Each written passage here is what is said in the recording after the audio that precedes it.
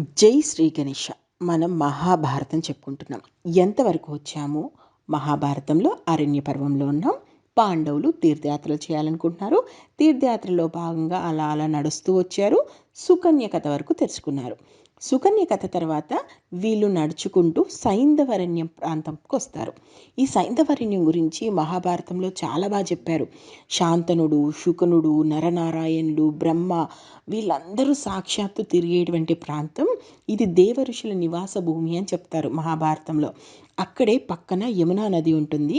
అయితే ఈ యమునా నది ఒడ్డున మాంధాత ఎన్నో వందల సంవత్సరాలు యజ్ఞాలు చేశాడు అనేటువంటి మాట ఇంతకుముందు ధర్మరాజు విని ఉంటాడనమాట.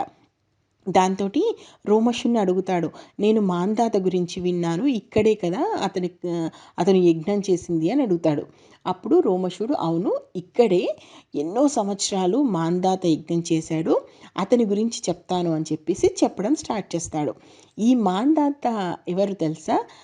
మనం మేల్ ప్రెగ్నెంట్ అని ఇప్పుడేదో నవ్వులాటకు అనుకుంటున్నాం, కానీ మహాభారతంలో ఈ మాంధాత తల్లి కడుపులోంచి పుట్టలేదు, తండ్రి కడుపులోంచి పుట్టాడు. అంటే ఇతను నవమాసాలు మోసింది తల్లి కాదు, తండ్రి. ఒక పురుషుడు కడుపులోంచి పుట్టినటువంటి వాడు మాంధాత. ఇతను పుట్టింది ఇంకేదో వంశంలో కాదు, సాక్షాత్ శ్రీరాముడు పుట్టినటువంటి ఇక్ష్వాకు వంశంలోనే. సో ఆ స్టోరీ ఏంటో ఈరోజు మనం చూద్దాం. వీళ్ళు ఇప్పుడు సైంధవరణ్యం వచ్చారు కదా, అక్కడి నుంచి ఈ కథ వింటూ ఉంటారు. ఇక్ష్వాకు వంశంలో యువనాశ్వుడు అనేటువంటి ఒక రాజు ఉన్నాడు. ఆ రాజు చాలా 1000కి పైగా అశ్వమేధ యాగాలు చేశాడు. చాలా మంచి మంచి పనులు చేసేవాడు. దానాలు, ధర్మాలు, యాగాలు అన్నీ చేసేవాడు. అయితే ఇతనికి అన్నీ ఉన్నాయి, కానీ పిల్లలు లేరు. పిల్లల కోసం చాలా చేశాడు. ఏం చేసినా సరే పిల్లలు పుట్టకపోయేసరికి ఇక చేసేది లేక రాజ్యం అంతా కూడా తన వాళ్ళకు అప్పచెప్పేసి తాను భృగు మహర్షి ఆశ్రమానికి వెళ్ళిపోతాడు. ఇక నాకు నువ్వే దిక్కు అని చెప్పేసి భృగు మహర్షి ఆశ్రమంలోనే ఉంటాడు. ఇలా చాలా రోజులు భృగుని సేవ చేసుకుంటూ ఉంటాడు. ఇలా కొంతకాలం ఉండేసరికి భృగుడికే పాపం అనిపిస్తుంది. సరే, నేనే నీతోటి పుత్రకామిష్టి యాగం చేయిస్తాను అని చెప్పేసి పుత్రకామిష్టి యాగం చేస్తాడు. చేసిన తర్వాత ఆ యజ్ఞకుండం నుంచి ఒక స్వర్ణ కలశం వస్తుంది అనమాట. అంటే ఒక కలశం బయటకు వస్తుంది, దాంట్లో మంత్రజలం ఉంటుంది. ఈ మంత్రజలాన్ని నీ భార్యతో తాగించు అని చెప్పేసి మనకు అక్కడ భృగు మహర్షి చెప్తాడు. సరే అని చెప్పేసి ఇతను తన భార్య ఉన్నటువంటి ప్రాంతానికి చాలా దూరంలో ఉంటుంది, తను రాణివాసంలో ఉంటుంది. ఇతను భృగు మహర్షి ఆశ్రమంలోనే ఇదంతా చేస్తాడు కాబట్టి చాలా దూరం. అక్కడ భృగు మహర్షి కొంతమంది శిష్యుల్ని ఇచ్చి, సరే మీరంతా కలిసి వెళ్ళండి, వెళ్ళి ఇది నీ భార్యకు రేపు ఉదయమే ఇవ్వు అని చెప్తాడనమాట. సరే అని చెప్పేసి వీళ్ళు ఇలా నడుచుకుంటూ వెళ్ళి రాత్రి అయిపోతుంది. సరే, ఈ రాత్రికి మనం ఇక్కడే ఉందామని చెప్పేసి ఒక ప్రాంతంలో సేద తీరుతారు. అయితే రాత్రి ఓ టైంకి బాగా దాహం వేసినట్టు అవుతుంది యమనాశ్వుడికి. అటు ఇటు చూస్తాడు, అక్కడ కలశం కనిపిస్తుంది. అయ్యో, దీంట్లో నీళ్ళు ఉన్నాయి కదా అంటే అతను అది బంగారు కలశం, అది మంత్రజలం అదంతా మర్చిపోతాడు. నీళ్ళు ఆ దప్పికతోటి వెంటనే ఆ నీళ్ళని తీసేసుకొని తాగుతాడు. తాగిన తర్వాత అతనికి అర్థమవుతుంది, అరే ఇది మంత్రజలం కదా, నేను తాగేసానేంటి అని చెప్పేసి వెంటనే భృగుని దగ్గరికి వెళ్తాడు. భృగుని దగ్గరికి వెళ్ళి భృగుని అడుగుతాడు, నేను ఇలా మంత్రజలం తాగేశాను, ఏం చేయను అని అడుగుతాడు.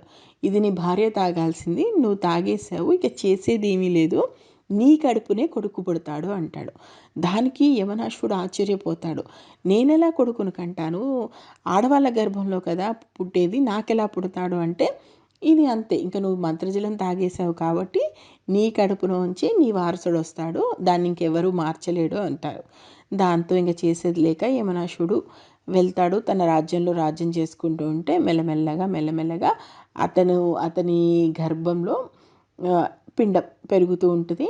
అయితే మామూలుగా అయితే నవమాసాలు కదా, ఇక్కడైతే ఇతను నూరేళ్ళ వరకు కూడా ఇంకా ఆయన అయోధ్యకు వస్తాడు, అయోధ్యను పరిపాలిస్తుంటాడు. అతని కడుపులో 100 ఏళ్ళ తర్వాత అతని ఎడమ పక్క కడుపు పగిలి బాబు బయటకు వస్తాడు. ఈ బాబే మాంధాత. ఇతన్ని చూడ్డానికి అసలు అందరూ వచ్చేస్తారు. పురుషుడి కడుపులోంచి బిడ్డ రావడం ఏంటి, ఇంత మంత్రజలంతో పుట్టాడు, అసలు అతను చూడగానే ఒక కోటి సూర్యులు ఒక దగ్గర ఉన్నారా అన్నంత తేజస్సుతో ఉంటాడనమాట. అతన్ని చూడటానికి స్వయంగా దేవేంద్రుడే వస్తాడు.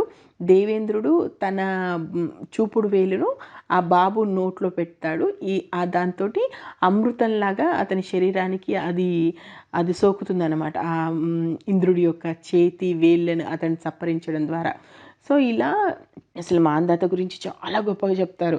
వేదాలు, శాస్త్రాలు, ధనుర్వేదము, దివ్యాస్త్రాలు, ఉపసంహారం చేయడము, అసలు ఒకటి కాదు, రెండు కాదు, ప్రతీది నేర్చేసుకుంటాడు మాంధాత. చాలా సాటి లేనటువంటి చక్రవర్తిగా ఎదుగుతాడు. ఒక రకంగా ఇంద్రుడి అంటే అర్ధ సింహాసనం ఇతనిదేనా అన్నంత గొప్పగా పరిపాలన చేస్తాడు. ఇలా చాలా యజ్ఞాలు, దీక్షలు ఇవన్నీ ఇలా చేస్తూ ఉంటాడు. అయితే కొంతకాలం ఇలా గడిచిపోతున్న కొద్దీ ఒకసారి అకాల వర్షాలు వస్తాయి.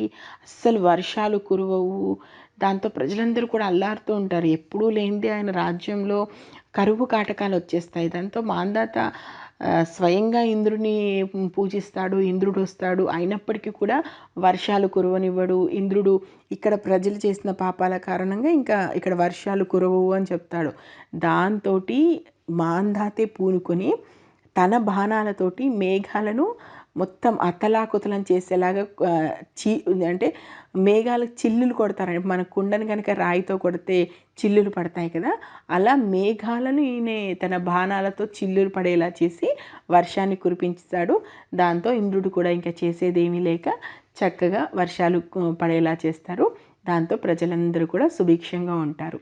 సరే, ఇప్పుడు మాంధాత కథని తెలుసుకున్నారు కదా.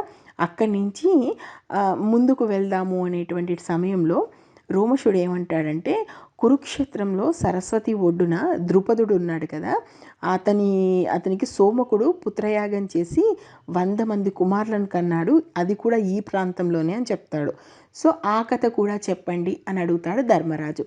మరి అతని కథ ఏంటి, సోమకుడు ఏం చేశాడు, అసలు 100 మంది కొడుకులు ఎలా పుట్టారు, అది మనం నెక్స్ట్ ఎపిసోడ్లో చూద్దాం. నేను మహాభారతం ఉన్నది ఉన్నట్టు చెప్తున్నాను.